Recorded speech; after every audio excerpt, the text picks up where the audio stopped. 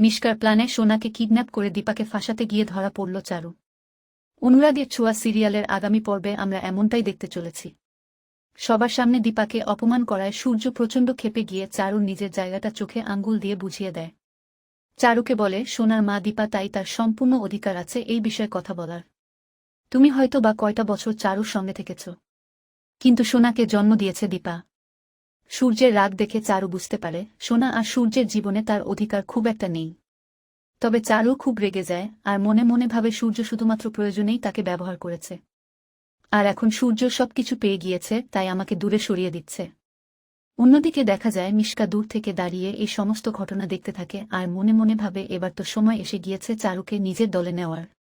চারুকে একবার হাতের মুঠোয় আনতে পারলে প্রথমে দীপাকে সূর্যের জীবন থেকে সরিয়ে দিব, তারপর চারুকে।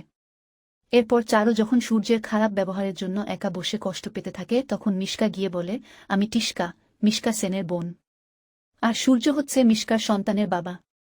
চারুর মন জয় করার জন্য মিশকা বলে, আমার বোনের সাথে হওয়া অন্যায়ের প্রতিশোধ নেয়ার জন্য আমি এসেছি। এই দীপকের যে কোনো মূল্যে সূর্যের জীবন থেকে সরাতে আমি এসেছি। এই কথা শুনে চারু মনে মনে ভাবে, সলিকে সূর্যের জীবন থেকে সরাতে পারলে তো আমারই লাভ, তারপর সূর্যকে শুধু আমি পাব। অন্যদিকে নোংরা প্ল্যান করতে থাকে মিশকা, মনে মনে ভাবে প্রথমে এই চারুকে দিয়ে দীপাকে সরাবো, তারপর চারুকে ছুঁড়ে ফেলে দিব।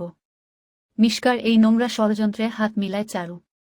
চারু আর মিশকা যে কোনো মূল্যে সূর্য আর সোনার জীবন থেকে দীপাকে সরানোর প্ল্যান করে। ঠিক তখনই দীপা আর রূপা সেখানে চলে আসে। পিছন থেকে মিশকাকে দেখে দীপার খুব চেনা চেনা লাগে। তার ভাবতে থাকে কে ওটা, আর চারুই বা ওর সাথে কি করছে। দূর থেকে দীপা দেখতে পায় চারু অচেনা লোকটির কাছ থেকে মোটা অঙ্কের টাকা নিচ্ছে। চমকে যায় দীপা, চারু যে কোনো একটা ষড়যন্ত্রের সাথে জড়িয়ে গেছে দীপার বুঝতে বাকি থাকে না। মিশকার সাথে হাত মিলাতে গিয়ে চারু যেন দীপার কাছে হাতে নাতে ধরা পড়ে। আপনারাও এটাই চান তো অবশ্যই কমেন্টে জানাবেন।